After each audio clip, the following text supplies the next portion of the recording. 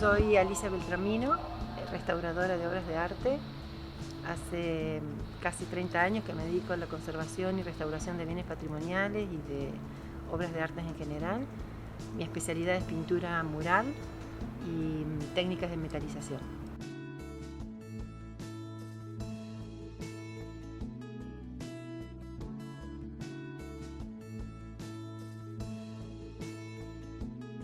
El restaurador es un gran organizador de trabajos y de prioridades que requiere la obra de arte que se va a recuperar.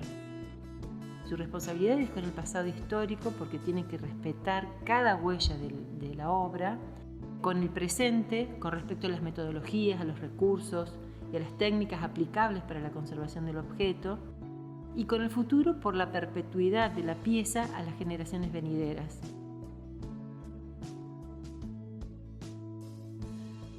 En 1990 viajo a Italia por una cuestión de simplemente iniciar una aventura.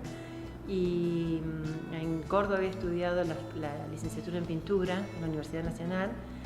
Y cuando llego a Italia, por esas cosas del destino, después de un par de años que estaba viviendo allí, llamo a un taller que me habían recomendado de restauración, una escuela, taller de restauración. Y bueno, llamé en el momento, como decía, en el momento, en el horario y en el día indicado, porque justamente en ese momento estaban buscando estudiantes y personal para incorporar al equipo. Y tuve un tiempo a prueba y me quedé 4 años allí. Fue una especie de amor a primera vista.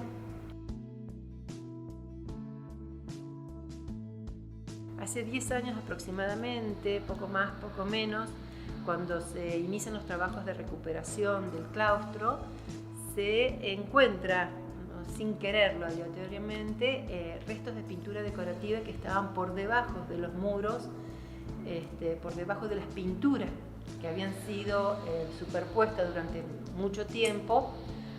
Una decoración más antigua, posiblemente mediados de la segunda mitad del siglo XIX, en la que todo este tipo de decoración finalmente viene tapado, viene cubierta por un cambio de estilo, un cambio de estética de la época. Entonces, en ese proceso estas decoraciones fueron cubiertas. Se trataría de un temple al agua, es una técnica tradicional de la pintura mural en la que se utilizan los pigmentos en polvo emulsionados con un mordiente acuoso, que puede ser agua de cal, puede ser caseína, huevo, y que tiene muy buena adherencia al muro. Tiene una preparación especial el muro para luego plasmar esa pintura.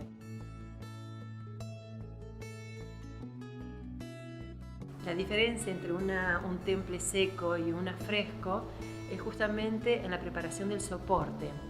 Un temple o una pintura en seco o a seco se prepara sobre un revoque ya totalmente seco y deshidratado, en la que se plasma la pintura mediante esta misma que comentaba antes sobre los pigmentos o la técnica que uno utilice, directamente sobre un soporte seco. El fresco es, como la palabra misma lo indica, el intonachino, que es la última capa del revoque fino que va a soportar la pintura, tiene que estar húmeda. Es en un punto tal que no arrastre el pincel, pero que absorba lo suficientemente, que sea lo suficientemente húmedo como para que absorba el pigmento hidratado.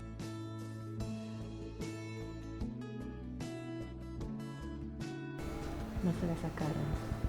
Claro.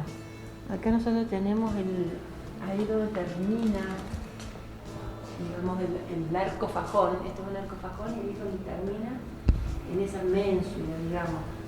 Y después, con pintura decorativa, posiblemente de la misma forma, el mismo temple, trasladan la pilastra con una formela central, quizás con algunas decoraciones de flores, de ramas, fitomorfa, y 2 recuadros hacia los costados de otro color. Un zócalo, finalmente 60, 70 centímetros, había un zócalo, a veces era rojo, otras veces era azul intenso, acá se lo ve muy oscuro. Y después, el arco fajón también tenía una decoración. O sea, si uno buscara, hiciera un estudio estratigráfico en el Arco Fajón, encontraríamos esto mismo, que es una formela también que contiene algún tipo de decoración. Una decoración integral que reunía todos los elementos arquitectónicos, ¿no? Hay un gran proyecto de integración, posiblemente hasta pictórica, con una paleta que estamos entre las tierras, con algún azul, muy típico del siglo XIX. No, impresionante, si pudiésemos recuperar todo, ¿no?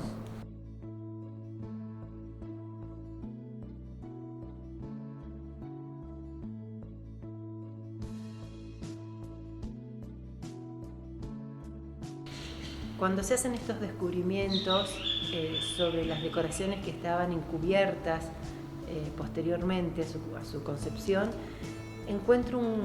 siento un gran placer al encontrarlas, porque de alguna manera me vincula con un pasado que ya no tenemos, ya sea un pasado sobre los oficios de los artistas que ya casi que no existen.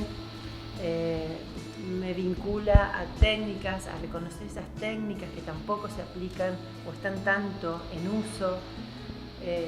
Por un lado me da un gran placer encontrar estas cosas que están escondidas en los muros, y por otro lado siento un poco como de decepción de que en algún momento de la historia dejaron de tener el valor que tuvieron. Por eso cada descubrimiento de las pinturas es realmente un aporte muy grande a la historia del monumento, a la historia de la cultura local, porque se reconoce otro tiempo, otras épocas, que si no lo hacemos visible de alguna manera quedaría simplemente escondidos eternamente.